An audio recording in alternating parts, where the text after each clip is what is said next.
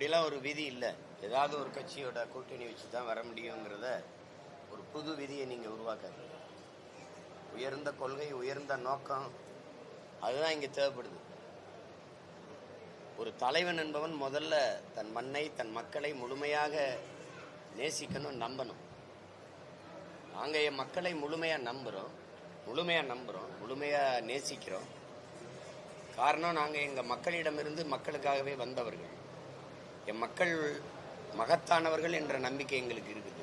இல்லைன்னா இங்கே பாருங்கள், உலக வரலாற்றில் ஒரு அரசியல் இயக்கம் 1.1 வாங்கி 4.5 லட்சம் வாக்குகளை வாங்கின ஒரு கட்சி அதோட முடிஞ்சிருக்கும். இல்லைன்னா துவண்டு போய் அழிஞ்சு போயிருக்கும், இல்லை வேற கட்சியோட போய் சேர்ந்துருக்கும், கூட்டணி வச்சிருக்கும். ஆனால் தொடர்ச்சியாக 4 பெரிய தேர்தல்களை தோற்றும் கூட, பெரிய அளவு வெற்றியை தொடாத போதும் கூட, தொடர்ந்து பல இடைத்தேர்தல், பல உள்ளாட்சி தேர்தல், அதில் நின்று மக்கள் எங்கள் மேலே நம்பிக்கை வச்சு 36 லட்சம் வாக்குகளை கொடுத்து, நீங்கள் சொன்ன மாதிரி தமிழ்நாட்டில் தனித்து நின்று அங்கீகாரம் பெற்ற கட்சின்னா நாங்கள். எங்களுக்கு முன்னாடி ஐயா விஜயகாந்த் இருக்கார். அவர் புகழ்பெற்ற ஒரு திரைக்கலைஞராக இருந்தார். அவர் எளிய பிள்ளைகள் நாங்கள் இவ்வளோ தூரம் வந்திருக்கோம்னா கூட்டணி வச்சு இல்லை, புரியுதுன்னு நினைக்கிறேன். 36 76 1 கோடியை 26 ஆக்குறதுக்கு ரொம்ப நாள் ஆயிடுது. மக்களை மறுபடியும் சொல்றேன், தேர்தல் அரசியல், கட்சி அரசியல் செய்பவர்கள் தான் கட்சியின் தலைமைகளை, கட்சி அலுவலகங்களை தேடி போவார். நாங்கள் முழுக்க மக்கள் அரசியல் செய்கிறோம். அதனால் எங்கள் மக்களை தேடித்தான் போவோம், மக்களுக்காக தான் நிற்போம். அதனால் திரும்ப அதே கேள்வி, அதே பதில், அது சலிச்சிரும். அதை விட்டுருங்க. நாங்கள் சுதந்திரத்திற்காக நிற்கிறவர்கள், என் மக்களின் சுதந்திரமான உரிமை பெற்ற வாழ்க்கைக்காக நிற்கிறோம்னு நினைக்கிறோம். அதனால சுதந்திரமாக தான் நிற்போம். நீங்கள் ஒரு கேள்வி உங்ககிட்ட, நேற்றுக்கு ஊடக சந்திப்பு, அதுக்கு முதல்ல சந்திப்பு, அதுக்கு முத நாள் சந்திப்பு, இப்படி இந்தியாவில் ஏதாவது ஒரு அரசியல் கட்சி தலைவர் அல்லது தமிழ்நாட்டில் தொடர்ச்சியாக உங்களை சந்திச்சு பேசுகிற யாரையாவது சொல்லுங்க. ஏன்னா பேச முடியாது. ஏன்னா கூட்டணிங்கும் போது தன்னுரிமை போயிடுது. பேசிக்கலாம், தன்னாட்சி என்னங்கம்மா, கூட்டாட்சி, இதெல்லாம் பேசிக்கலாம். தனித்துவத்தோடு நிற்கிறோம். நாங்கள் தனிச்சு நிற்கிறோங்கிற சொல்லை தவிர்க்கணும். மக்களுக்காக மக்களோடு சேர்ந்து நிற்கிறோம்.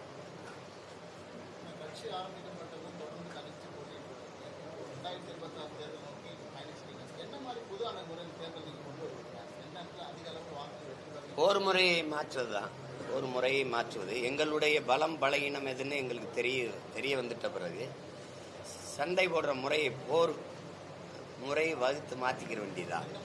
எங்கள்கிட்ட பணம் இல்லை, ஊடகங்கள் ஆதரவு இல்லை. இப்போ பேசுறீங்க, இப்போ என்கிட்ட தேர்தல் நேரத்தில் என்னை எடுத்து கூட போட மாட்டீங்க, என் கட்சி போட்டியிடுதுன்னு கூட சொல்ல மாட்டீங்க, மற்றும் பலர்லேயே வைப்பீங்க, மற்றவை அப்படின்னு. அது தெரிஞ்சிருச்சு. அதனால எங்களுக்கு நாங்களே ஊடகமாக மாறுவோம். பணம் இல்லை, வாக்குக்கு காசு கொடுத்து நாங்கள் இவ்வளோ வாக்கை பெற்றதில்லை. அது எங்களுக்கு ஒரு பெரிய நம்பிக்கையை தந்திருக்கு. அதில் இன்னும் ஒரு 4-5 மாதம் தானே பொறுத்திருந்து பாருங்க என் ஆட்டம் எப்படி இருக்குன்னு. நான் திரும்ப சொல்கிறது தான், சிவன் ஆட்டத்தை பார்த்துருப்பீங்க, சீமான் ஆட்டத்தை பார்ப்பீங்க. இந்த தேர்தலில் வேற மாதிரி வியூகங்களை வகுத்து, இந்த நுட்பங்களை வகுத்து, இந்த பூமியின் சொர்க்கமாக என் நாட்டை, என் தாய் நிலத்தை மாற்றுவேன். உலகத்தின் தலை சிறந்த நாடா. அது சொல்லும்போது நீங்கள் நம்ப மாட்டேங்கிறீங்க. நான் காட்டுவேன், எப்படி எங்கள் ஆட்சியில் எப்படி இருக்கும் அப்படின்னு காட்டுவேன். அது அவர் சொல்கிறது சரியாக தானே இருக்குது அப்படின்னு உங்களுக்கு நம்பிக்கை வரும். அப்போ எங்களை ஆதரிப்பீங்க. அதுவரை கொஞ்சம் பொறுத்துருங்க. எல்லாத்தையும் சொல்ல முடியாது. ஏன்னா நான் ஒன்று சொன்னால் நீங்கள் அதை செஞ்சுக்கிட்டே வரீங்க, நீங்களா செஞ்ச மாதிரி. முத இந்த மண்ணில் அன்பு சோலைங்கிற ஒன்று முதலாக இங்கே உருவாக்குனது எங்கள் இனத்திலே எங்கள் தலைவர் தான். போரில் பிள்ளைகளை எல்லாம் வீரச்சாவை தழுவ கொடுத்த பெற்றோர்களை பாதுகாக்க அன்பு சோலை என்ற ஒன்றை நிறுவியது எங்கள் தலைவர் தான். அதுக்கு பிறகு இந்த மண்ணில் அவர் பிள்ளை நான் தான் நாங்கள் ஆட்சிக்கு வரும்போது பிள்ளைகளால் கைவிடப்பட்ட பெற்றோர்களை பாதுகாக்க அன்பு சோலை என்ற ஒன்றை நிறுவுவோம்னு சொன்னோம். திருப்பி இப்போ நிதிநிலை அறிக்கையில் அன்பு சொல்லுங்கிறீங்க. இவ்வளவு காலமா நீங்க இதெல்லாம் என்ன பண்ணீங்க? திடீர்னு தமிழ்ல அரசாணைம்பீங்க, திடீர்னு சொல்லுவீங்க. அதெல்லாம் நீங்களாம் யோசிச்சு சொன்ன மாதிரி சொல்லுவீங்க. அதனால கொஞ்சம் காத்திருக்கணும்.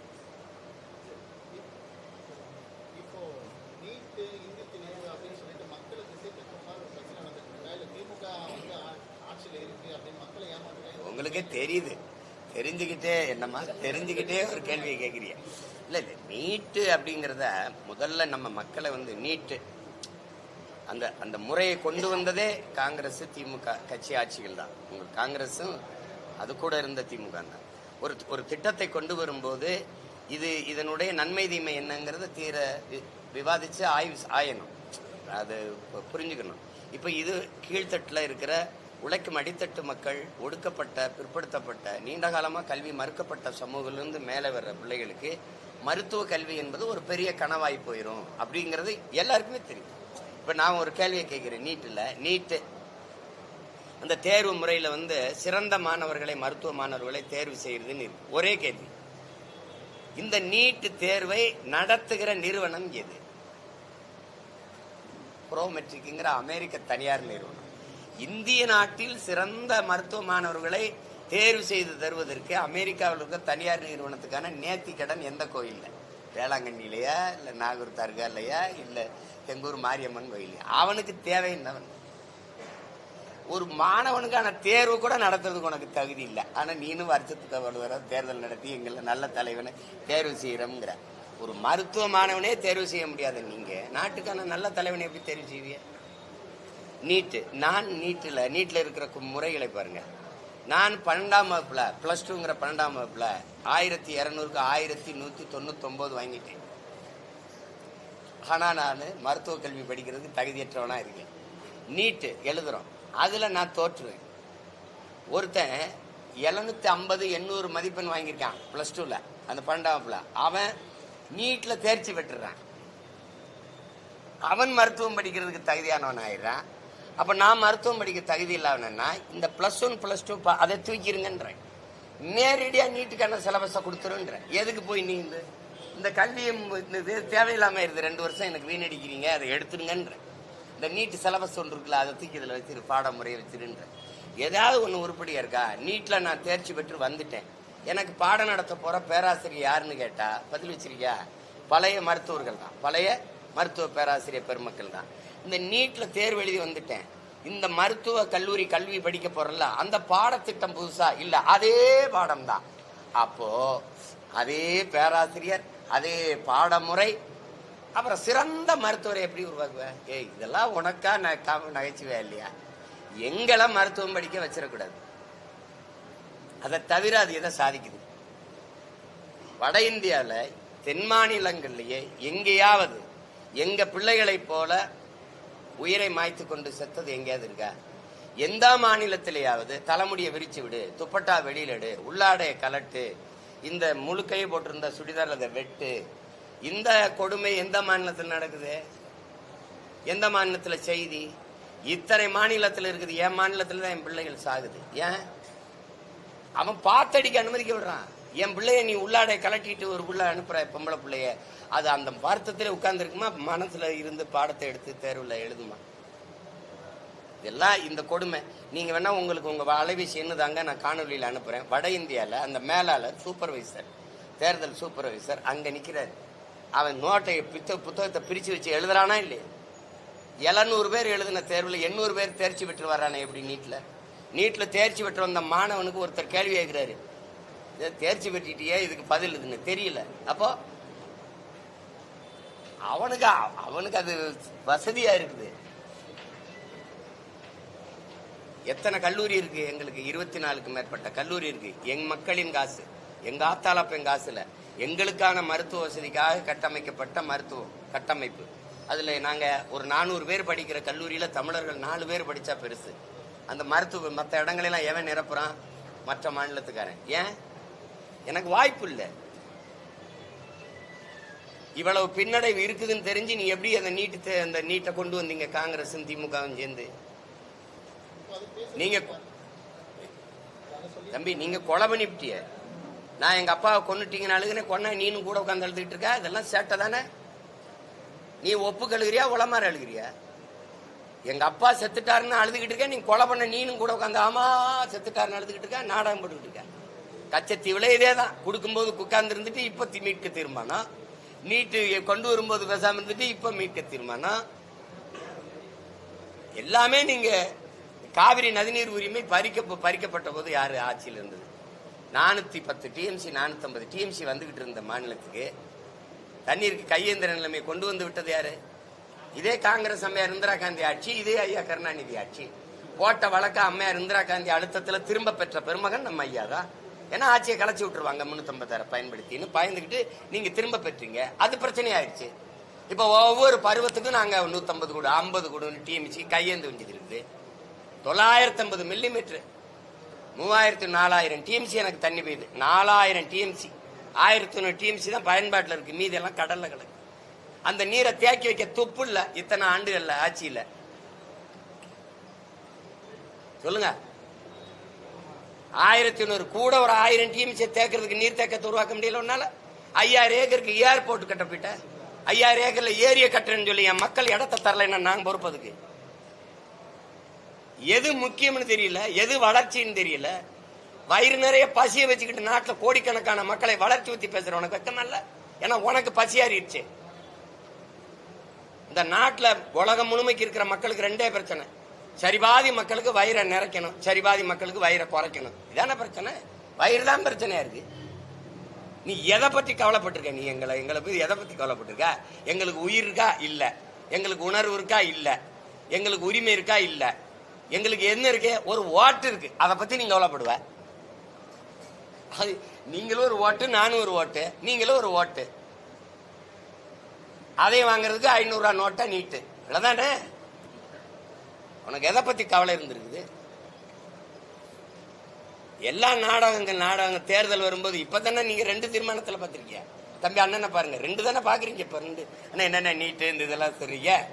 இன்னும் 6 மாசம் இருக்குல்ல, இன்னும் 10-20 நாடகம் இருக்கு, டிராமாக்கள் இருக்குல்ல, அதெல்லாம் அரங்கேறும். அதெல்லாம் பார்த்து ரசிச்சுட்டு இருங்க.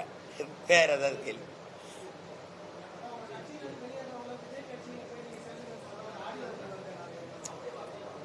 அது ஒரு நீங்க இப்ப கேக்குறீங்க, எங்க இதுக்குள்ள சொல்லுவேன். செத்துட்டு ஜெயிச்சுட்டு வா, இல்ல செத்து போன்னு சொல்றது என் தம்பி தங்கி கிட்ட நான் உரிமையோட சொல்லுவேன். நீங்க டூ ஆர் டை செய், இல்லைன்னா செத்து மடி, அதை தத்துவம்னு பேசுறீங்க. அதே நான் என் தம்பி தங்கச்சிகிட்ட எங்க பிள்ளைகள்கிட்ட சொன்னா அதை அப்படிலாம் பேசுறாரு. அது உனக்கு பிரச்சனையா? உனக்கு பிரச்சனையா? கட்சியில சொல்றதான் இரு, இல்லைன்னா போ. எந்த கட்சிக்கோ போறதுக்கு என் தம்பி கட்சிக்கு போன்ற அவனும் முதல்ல அனுப்புலால சேர்த்துக்கிறணும்ல. அவன் சேர்த்துக்க மாட்டான்னு தெரிஞ்சுதான் சொல்றேன். அதெல்லாம் வேணாங்க, எங்க அண்ணனே அந்த பாடுபடுத்திருக்கியே, என்ன பாடுபடுத்தியில போகட்டுவான். அது சும்மா சொல்றதுதான், செல்லமா சொல்றதுதான். திரும்பி சொல்றீங்க. உலகில் 20 நாடுகள் எதிர்த்து சண்டை பிடிச்ச போது எந்த நாட்டு படையின் துணையும் இல்லாம தன் நாட்டு மக்களை தனி படையா கட்டி சண்டை போட்ட தலைவனின் பிள்ளை நான். என்கிட்ட இந்த அவனை சேர்த்துக்க இவனை சேர்த்துக்கல. என்னோட என் தலைமை ஏற்று எனக்கு ஒரு தலைவன், எனக்கு ஒரு தத்துவம், எனக்கு ஒரு கனவு, எனக்கு ஒரு நோக்கம் இது இருக்கு. எனக்கு என் மொழி இனத்தை முன்னிறுத்தி கட்டமைக்கப்படுகிற அரசியல், வேளாண்மையை முன்னிறுத்தி கட்டப்படுகிற தற்சார்பு, பசுமை, தாய்மை, பொருளாதாரம் எல்லாம் எனக்கு இருக்குது. இந்த கோட்பாடுகள் நல்லா இருக்குன்னு நினைச்சு எங்களோட யாராவது நிக்க வந்தால், அதுவும் இந்திய திராவிட கட்சிகளை தவிர்த்து யாராவது வந்தா யோசிக்கலாம். இப்ப வருவாங்களா? வரமாட்டாங்க. ஏன்னா கூட்டணின்னு சீட்டு எவ்வளவு, நோட்டு எவ்வளவு, அது என்கிட்ட இல்லை. என்கிட்ட 2 பெட்டி, நோட்டு பெட்டி, சீட்டு பெட்டி, 2 பெட்டி நம்மகிட்ட இல்லை. அதனால அதை விட்டுட்டு வேற ஏதாவது கேள்வி இருந்தா ஆக்கப்பூர்வமா நல்ல கேள்வி ஏதாவது இருந்தா கேள்வி.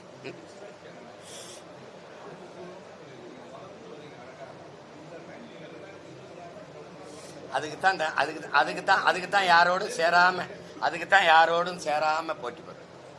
சரி, இப்ப நான் உங்ககிட்ட கேட்கிறேன், எல்லாரும் யாரோட நான் கூட்டணி வைக்கலாம்? ஏற்கலையே மனசுக்கு ஏற்கலையே அதான பிரச்சனை. என்ன தாயே?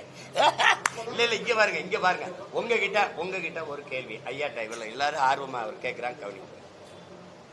மதுவை ஒழிக்கணும்னு நினைக்கிறேன். நாங்க நினைக்கிறோம் எந்த கட்சியோட சேர்ந்து ஒழிக்கலாம். ஏன்னா இதுவும் மதால வச்சிருக்கு, அதுவும் மதால வச்சிருக்கு. ஊழல் லஞ்சத்தை ஒழிக்கணும்னு நினைக்கிறோம். எந்த கட்சியோட சேர்ந்து ஒழிக்கலாம்?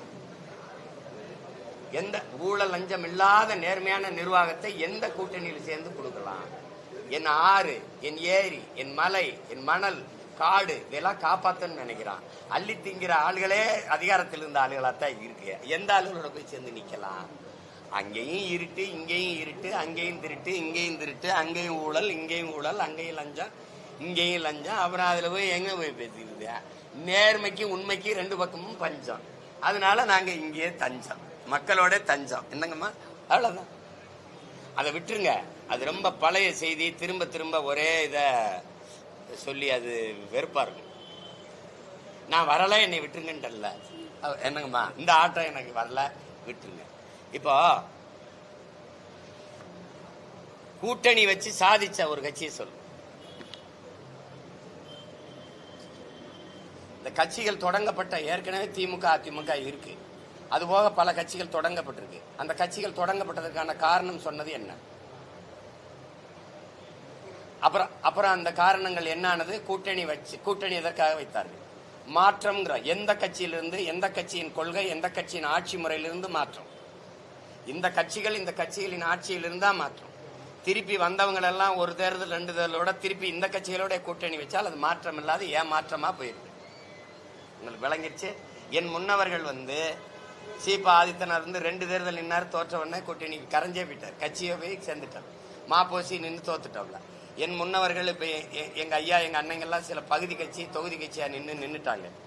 இந்த இனத்துல நாங்க தான் தோற்றாலும் பரவாயில்ல, தற்காலிக தோல்விக்காக நிரந்தர வெற்றியை விட்டுறக்கூடாதுன்னு தொடர்ச்சியா நின்று போரிடுறோம். 5வது முறையும் ஒரு கட்சி உலக அரசியல் வரலாற்றில், இந்திய அரசியல் வரலாற்றில், தமிழ்நாட்டு அரசியல் வரலாற்றில் தோல்வியை சந்திச்ச பிறகு 5வது முறையும் தனிச்சு நம்பிக்கையோடு மக்களை சந்திச்சு தேர்தலில் போட்டியிட போற கட்சி நாம் தமிழர் கட்சி. அந்த கட்சி நீங்க பாருங்க, அசாத்திய வளர்ச்சியை இந்த தேர்தலில் பெறும். நீங்க வியப்பீங்க, எப்படா இப்படி வந்தாங்கன்னு வியப்பீங்க. நான் இதுவரை தோற்றுருக்கேன். யாருக்கிட்டேன்னு சொல்லுங்க? எங்க அம்மா அப்பாட்ட, என் அண்ணன் தம்பிகிட்ட, என் அக்கா தங்கச்சிக்கிட்ட. எந்த மக்களுக்காக அங்கிருந்து வந்தனோ அந்த மக்களால தோற்கடிக்கப்பட்டிருக்கேன். அது தோல்வின்னு நான் ஏங்க இருந்தனும்? என் தோல்வி என்னதில்லை, என் மக்களோடது. என் வெற்றியும் எங்களது இல்லை, என் மக்களோடது. நாம் தமிழர் கட்சியின் வெற்றி என்பது நாம் தமிழர் கட்சியின் வெற்றி இல்லை, நாங்கள் பிறந்த பெருமைமிக்க தமிழ் பேரினத்தின் வெற்றி. அதை நோக்கிதான் நாங்கள் கவனிப்பு போவோம். அதனால இது நாங்கள் வகுத்து கொண்ட கொள்கை கோட்பாடல்ல. 800 ஆண்டுகளா எனது முன்னவர்கள் எங்களுக்கு வகுத்து வச்சுட்டு போன தத்துவ பாதை. அதுல பயணிக்கிறோம். எங்களுக்கு முன்னத்தியரா எங்க ஐயா எங்க அப்பா மணியரசன் இருக்கிறார். கருத்தியலா களத்தியலில் அவர் பிள்ளைகள் நாங்க நிக்கிறோம். அது புரியுதுன்னு நினைக்கிறேன். அதனால அதுல போயிட்டு இந்த கூட்டணி எப்படி போயிட்டு, சரி கூட்டணி போய் 10-20 இடங்கள், அது 5-10 இடங்கள் வென்றவர்கள் இந்த நாட்டுக்கும் மக்களுக்கும் செய்த சாதனை என்னன்னு சொல்லுங்க. நான் வேணா அதையே செய்யறேன். அப்படி சேட்டா எந்த கட்சியோட சேர்றது, யாரு அதே சீட்டு நோட்டு கொடுப்பாங்கன்னு தவிச்சுக்கிட்டு இருக்கிற வேலை இருக்குல்ல, அது இல்ல. நாங்கள் அரசியல் வியாபாரம் செய்ய வந்தவர்கள் அல்ல, அரசியல் விடுதலை பெற வந்தவர்கள். நாங்கள் பொலிட்டிக்கல் ரெவல்யூஷனுக்கு வந்தவர்கள், பொலிட்டிக்கல் பிசினஸ் செய்ய வந்தவர்கள் அல்ல. அதுல போட்டு குழப்பிக்கிற கூடாது. ஓயாம திருப்பி போவியான்னா நான் இங்க தலைமறைவா இருந்துட்டு தேர்தல் அப்ப வந்தா தான் அப்ப விடுதியை கொள்ளுங்க. என்னங்கய்யா வேற ஏதாவது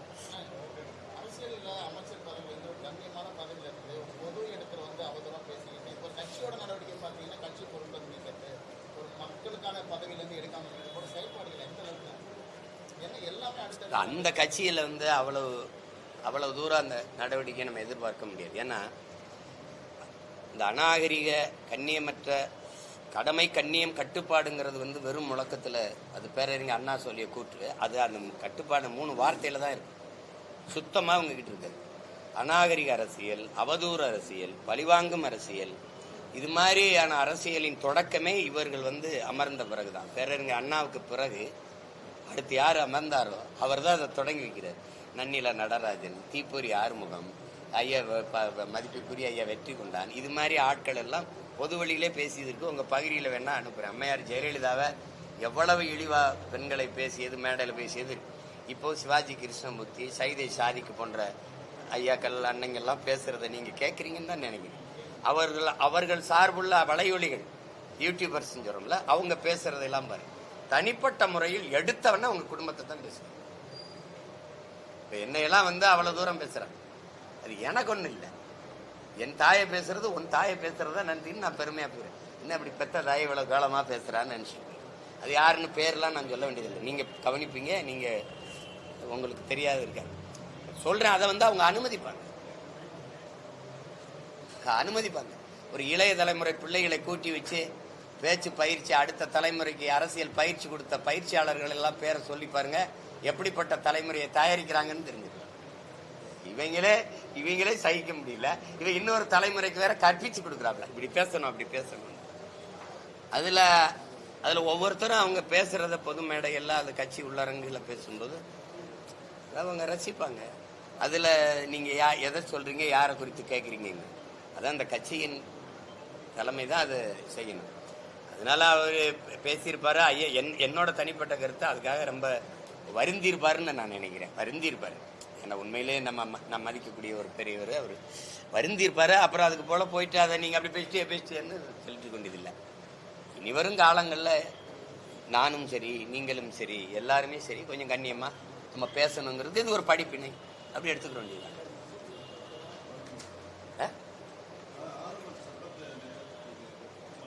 ஆளுநர்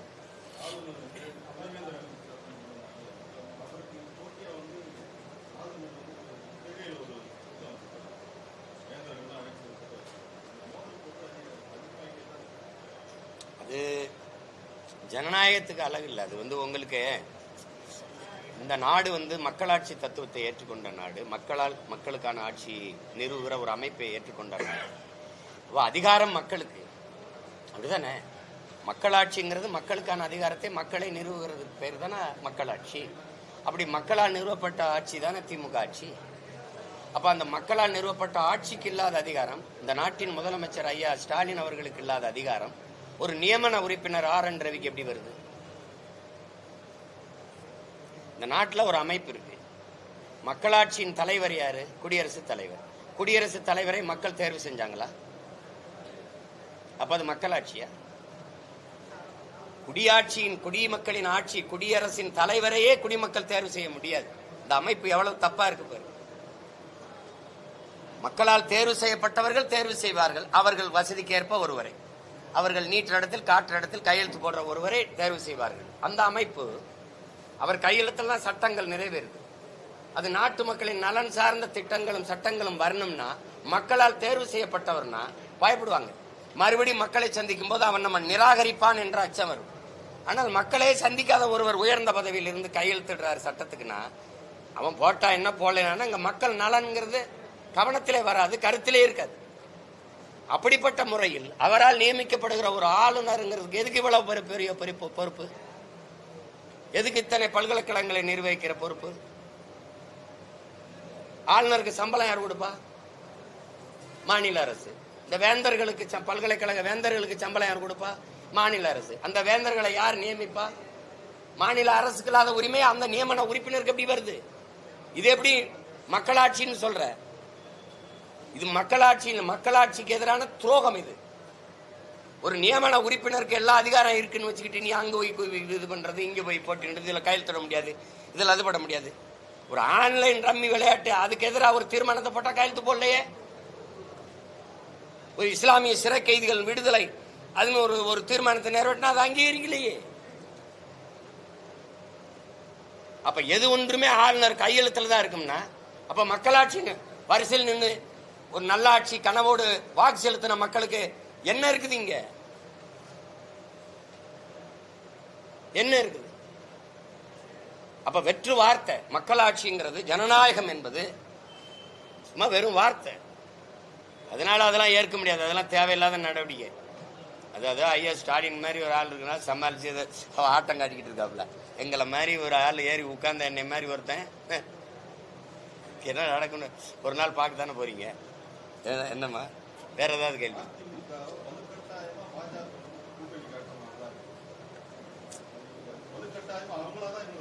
அது நீங்க கேட்குறீங்க, நான் பதில் சொல்றதுங்கிறது நல்லா இருக்கு. வலுக்கட்டாம எங்களை கூட்டணியில் கொண்டு சேர்த்துருச்சுங்கிறது சொல்ல வேண்டியது அந்த கட்சியின் பொதுச் செயலாளர். அவங்க எங்க ஐயா சொல்றாரா? எங்க ஐயா எடப்பாடி பழனிசாமி அவர்கள் சொல்றாங்களா? அந்த கட்சியில இருக்கிற செய்தி தொடர்பாளரோ அல்லது மூத்த தலைவரோ, இப்போ எங்க அண்ணன் ஜெயக்குமாரோ அல்லது எங்க ஐயா எஸ்பி வேலுமணியோ எங்க ஐயா செங்கோட்டையனோ ஐயா தம்பித்துறை அப்படி யாராவது சொல்றாங்களா? சொன்னா நம்ம அப்படி இப்படி கட்டாயப்படுத்திட்டாங்களோ அப்படின்னு. என்னங்கம்மா, தாலியை கட்டும்போது கழுத்தை காட்டும்போது எந்திரிச்சிருக்கலாம்ல. தாலியை கட்டி எல்லாம் போன பிறகு வட்டாயமா தாலியை கட்டிட்டானமே, இப்ப கட்டும்போது என்னப்பா பண்ண கொண்டு இருக்குல்ல, அது மாதிரி அது சொல்லல. இல்ல நீங்களா ஒரு இதுல பேசிக்கிட்டு இருக்க வேண்டியது இல்லைல்ல. கூட்டணி சேர்ந்திருக்காங்க. உள்ளாட்சி உள்துறை அமைச்சர் ஐயா எடப்பாடி பழனிசாமி அவர்கள் வீட்டில் போய் விருந்து இருக்கிறாங்க. இதெல்லாம் என்னத்தையாவது நம்ம இது எப்படி சொல்றது, புரணி வேஸ்ட் கூடாது.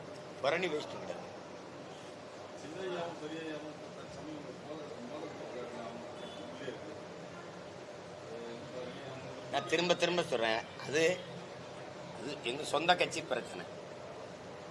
அட்டாளி மக்கள் கட்சியில் இருக்கிற எங்க ஐயாவுக்கு சின்னையாவுக்கு இருக்கிற பிரச்சனைங்கிறது சின்ன பிரச்சனை. அது பேசி தீர்க்கலாம். அப்படி நாட்டுக்கு மக்களுக்கு அதனால ஏதாவது பிரச்சனைன்னு சொல்லுங்க, நான் பொறுப்பேற்று எங்க ஐயாட்ட போய் பேசுறேன். இப்படி ஒன்றும் இல்லை. அது ஒரு சாதாரண மே 11 நடக்கிற அந்த மாநாட்டில் எல்லாம் சரியா போயிடும். அதோட அது முடிஞ்சிடும். சும்மா ஏதாவது அதனால ஒரு பிரச்சனை வந்துருமா?